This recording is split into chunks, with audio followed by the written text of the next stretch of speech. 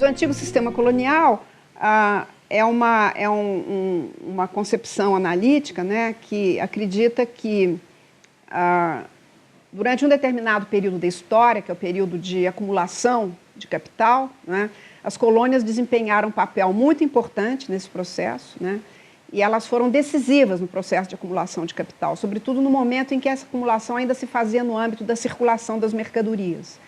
Então, haveria quase que uma espécie de predominância, né, da produção de mercadorias coloniais por parte das colônias, né, e que favoreciam, então, essas mercadorias eram produzidas a preços relativamente baixos e vendidas a preços mais altos nos centros metropolitanos, né, e acabaram propulsionando a acumulação de capital nos centros mais importantes. Quem saiu ganhando disso tudo foi a Inglaterra, né, e o processo de industrialização da Inglaterra. Então, é um processo que foi analisado por vários autores, mas que ganhou grande densidade nos estudos do Marx sobre a acumulação primitiva de capital.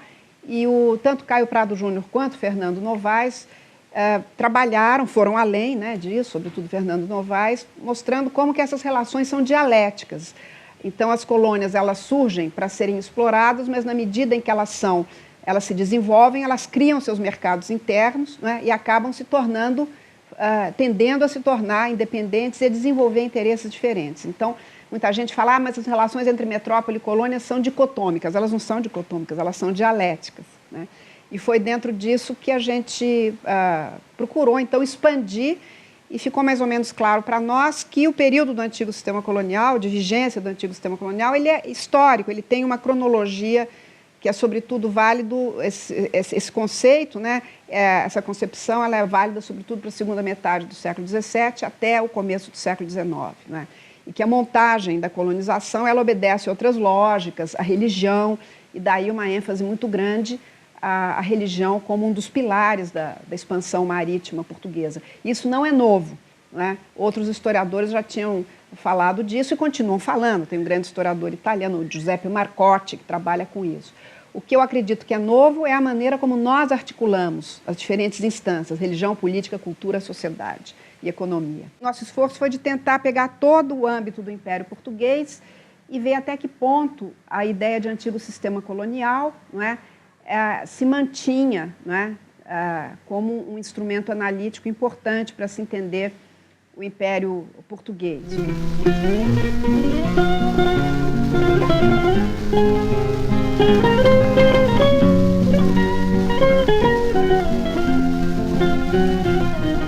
Uma das peculiaridades do projeto, que eu acho que é importante, não é, é que nós reiteramos a centralidade do centro, né, porque há uma tendência na historiografia portuguesa e também na historiografia brasileira. Entre os portugueses eu destacaria, sobretudo, o professor Antônio Manuel Espanha, mas também Nuno Gonçalo Monteiro e outros historiadores, que deram uma importância menor ao centro, né, da monarquia.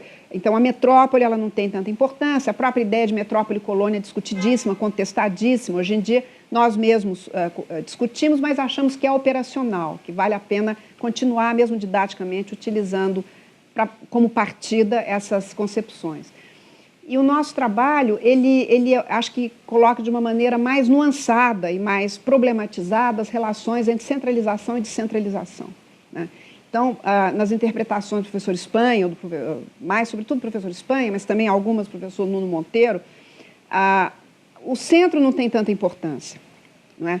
Para nós, o centro continua tendo importância, mas o que é importante também é como localmente determinados poderes se instituem, então nas câmaras municipais, nas oligarquias locais. Ao fim e ao cabo, eles obedecem às diretrizes metropolitanas ou ao poder real, né, monárquico em Portugal. Ao longo dos tempos, acaba havendo uma certa autonomia. Acontece no nível político a mesma coisa que o Fernando Novaes, ou muito semelhante ao que o Fernando Novaes analisara no que diz respeito à economia. Quer dizer, as colônias, elas surgem para serem exploradas e aos poucos elas se autonomizam. Os poderes é a mesma coisa, quer dizer, os poderes concorrentes, eles não surgem para concorrer com o poder central, mas para auxiliar o governo do poder central, né?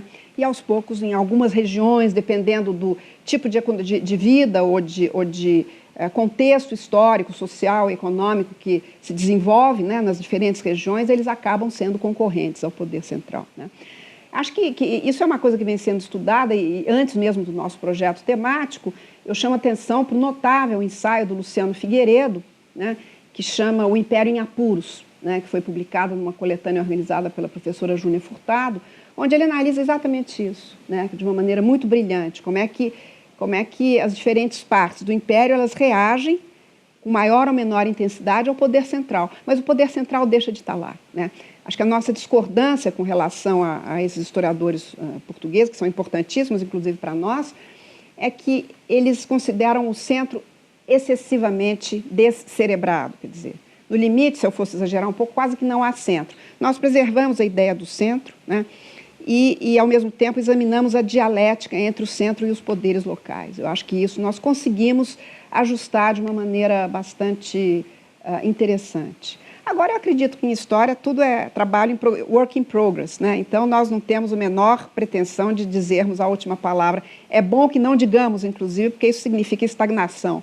Todo mundo que se aferra muito às suas ideias é porque só tem uma ideia, né? Então, a gente quer que muitas outras ideias surjam e que isso, inclusive, possa ser discutido por outros historiadores.